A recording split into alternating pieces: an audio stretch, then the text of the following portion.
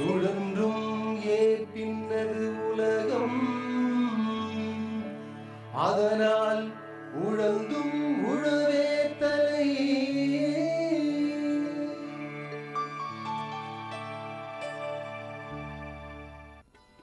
அனைவருக்கும் அன்பான மக்கள் வணக்கம்.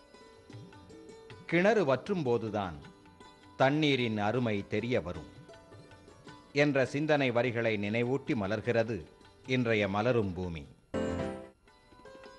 இப்பொழுது நீங்கள் பார்த்து கொண்டிருப்பது ஒரு மாதிரி இல்லம், கழிவுகள் இல்லாத இல்லம்.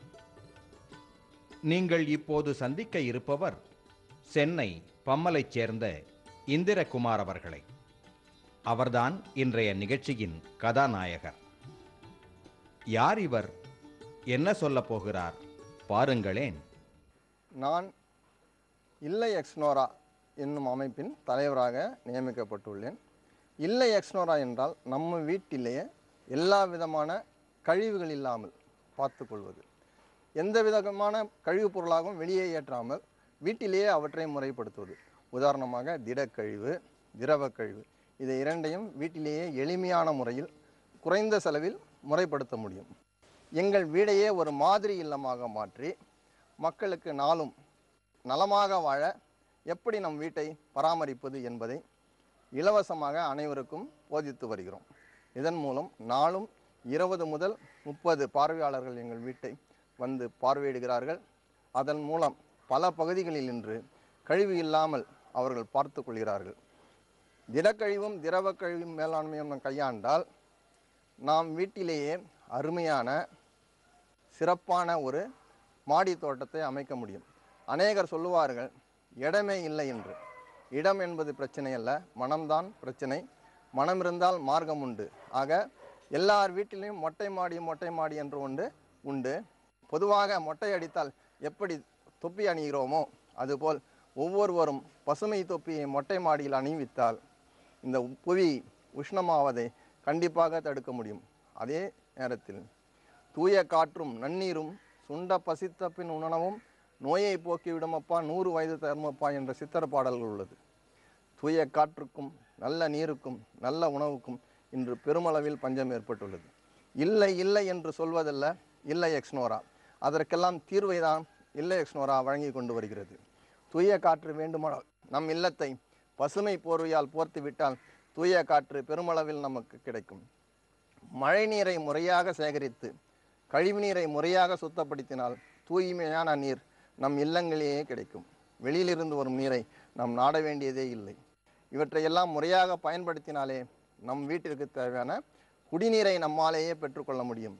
குறிப்பாக குடிநீரை வைக்க உபயோகப்படுத்தும் பாத்திரத்திற்கு நீங்கள் செப்பு பாத்திரத்தை தான் பயன்படுத்த வேண்டும். ஏனென்றால் செப்பு பாத்திரம் கிருமிகளை அழிக்கும் ஆற்றல் உள்ளது. முன்னாளில் நம் முன்னோர்கள் அதை தான் பயன்படுத்தி வந்தார்கள்.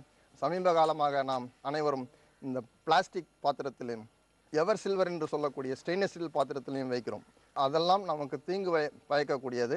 மாறாக தூய நீர் வேண்டும் என்றால் செப்பு பாத்திரத்தில் வைத்திருந்தால் எந்த விதமான கிருமிகளும் அதில் இருக்காது.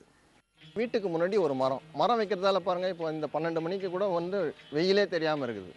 ரெண்டாவது, வீட்டுக்கு முன்னாடி ஒரு சின்ன பெர்குலேஷன் பீட்டு போட்டிருக்கோம், கசிவு நீர் குட்டை. மழை நீர்லாம் நம்ம வீட்டுக்கிட்ட வர மழை நீர் வெளியில் வேற இடத்துக்கு போகக்கூடாது, எல்லாமே அங்கேயே பூமிக்குள்ளே போயிடணும்.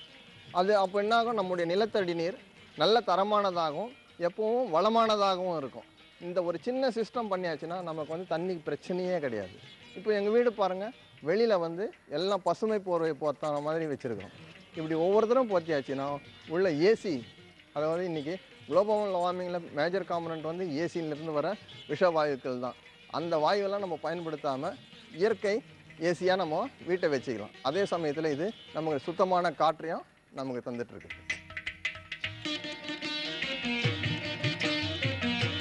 இப்போ நீங்கள் பார்க்குறது வந்து ரோட்டில் ஓடுற மழை நீரை அறுவடை பண்ணுறதுக்கான ஒரு அமைப்பு. இடத்துக்கு ஏற்ற மாதிரி 4 அடி 5 அடி போட்டு தோண்டிட்டு இது மாதிரி ஒரு சிமெண்ட் உரைகளை இறக்கிட்டு உள்ளே வந்து வெற்றிடம் இருக்கிற மாதிரி கல்லுகளை இடைவெளி விட்டு அடுக்கி மேலே மாத்திரம் மணல் கப்பியை போட்டு விட்டோம்னா ஓடி வர அத்தனை தண்ணீரும் பூமிக்குள்ளே போய் நல்ல நிலத்தடி நீரை நமக்கு எப்பவுமே தந்துட்டுருக்கோம். அதனால் நம்ம வீட்டுக்கு முன்னாடி தண்ணி தேங்கிறதும் இருக்காது, கொசு இருக்காது. இந்த மாதிரி ஒரு சிஸ்டத்தை எல்லாருமே கடைபிடித்தாங்கன்னா அந்த தெரு ஒரு வீட்டுக்கு முன்னாடி அந்த மாதிரி சுத்தமாக வச்சுருந்தா அந்த தெருவே நல்லாயிருக்கும். அந்த தெருவே நல்லா இருக்கும்போது அந்த ஊரே நல்லா இருக்கும். அது மாதிரி எல்லாரும் ஊரும் இருந்ததுன்னா இந்த நாடே நல்லாயிருக்கும்.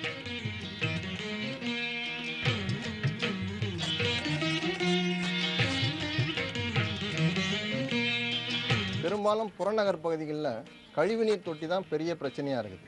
அதிலிருந்து மீத்தேன், ஹைட்ரஜன் சல்ஃபைட் போன்ற விஷவாயுக்கள் வருது. அதை அந்த லெவலில் எடுத்து போய் காற்றில் அதை கலந்துடுறோம். திரும்ப அதையே சுவாசிக்கிறதால நமக்கு சுவாச சம்பந்தமான நோய்கள் அதிகமாக வருது. இப்போ இதுக்கு ஒரு பாக்டீரியா இருக்குது, ஆக்டிசம்ன்ற பாக்டீரியா அதில் போட்டாச்சுன்னா அது மனித கழிவெல்லாம் அது தின்னுட்டு வெறும் தண்ணி மாத்திரம் தான் இருக்குது. இப்போ நம்ம வீட்டில் பாருங்கள், அந்த அளவில் எடுத்து போய் வைக்க வேண்டிய நெசசிட்டியே இல்லை. இப்போ நம்ம தண்ணி பாருங்கள், இந்த தண்ணியை எடுத்து நம்ம செடிக்கு டெய்லி ஊற்றிக்கிறோம்.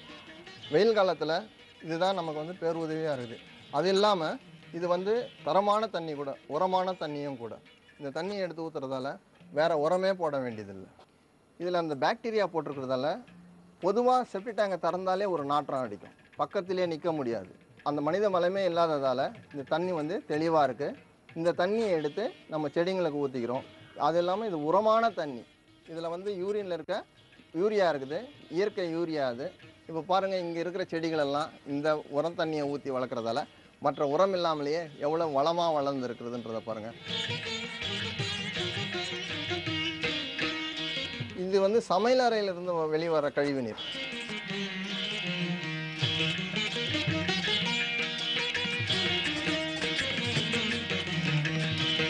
இப்போ நம்ம என்ன பண்ணுறோம், இந்த இடத்துல மண்புழுவை உபயோகப்படுத்தியிருக்கிறோம் இந்த சமையல் அறையிலிருந்து வர கழிவு நீரை சுத்தப்படுத்துறதுக்கு. இப்போ நீங்கள் கருப்பாக பார்க்குறதெல்லாம் மண்புழு உரம். இங்கேருந்து வர திடக்கழிவுகளெல்லாம் அது தின்னு உரமாக நமக்கு கொடுக்குது. அதே சமயத்தில் திரவத்தை சுத்தம் பண்ணுறதால இங்கே தண்ணியும் தேங்கி நிற்காது, வேகமாக போயிடும். மண்புழுடைய தன்மை என்னென்னா, மற்ற பொருட்களுடைய முட்டையெல்லாம் அது வேகமாக தின்னுடும். அதனால் கொசு இங்கே முட்டையிட்டாலும் கொசு வளர்வதற்கு வாய்ப்பே இல்லை, முட்டையிலேயே அதை அழிச்சிடும். அதனால தான் இந்த இடத்துல அதிகமான கொசு இல்லாமல் இருக்குது. இப்போ நீங்கள் பார்க்குறது மண்புழு. இது ரொம்ப சிறிய அளவில் இருக்கும், சகதியில் வாழும் தன்மை உள்ளது. இப்போ நீங்கள் பார்க்குறது குளியல் அறையிலேருந்து துவைக்கிற தண்ணியும் குளிக்கிற தண்ணியும் வரும். வீட்டில் உபயோகப்படுத்தக்கூடிய ஒரே கெமிக்கல் சோப்பு தான். இந்த சோப்பை சுத்தம் பண்ணக்கூடிய ஆற்றல் இந்த கல்வாழை, சேப்பங்கிழங்கு போன்ற செடிகளுக்கு உண்டு. இப்போ நீங்கள் பார்க்குறது ஒரு தொட்டி. இந்த தொட்டியில் கீழே கருங்கல் ஜல்லியும் மேலே 4 அங்குலத்துக்கு மணல் கப்பியும் போட்டிருக்கோம். அதுக்கு மேலே தான் அந்த செடி வச்சுருக்கோம். இந்த செடிகளில் இருந்து வர என்சைம் அந்த அழுக்கெல்லாம் எடுத்துட்டு சுத்தமான தண்ணி வெளியில் வரும். தண்ணி தேங்கியே நிற்காது, உடனடியாக பூமிக்குள்ளே போய் வாட்டர் டேபிளில் போய் சேர்ந்துடும். இது மாதிரி பண்ணுறதால உங்களுக்கு தண்ணி தேங்கி நின்று கொசு உற்பத்தி ஆகிறது தடுக்கப்படும், துர்நாற்றம் இருக்காது. மாறா இது பண்ணாமல் விடும்போது பலவிதமான பிரச்சனைகளை மக்கள் சந்திக்க வேண்டியது இருக்குது. வீட்டிலிருந்து வரக்கூடிய 3 விதமான திரவ கழிவுகளையும் நம்ம எளிய முறையில் சுத்தம் பண்ணுறதை நீங்கள் இது வரைக்கும் பார்த்தீங்க.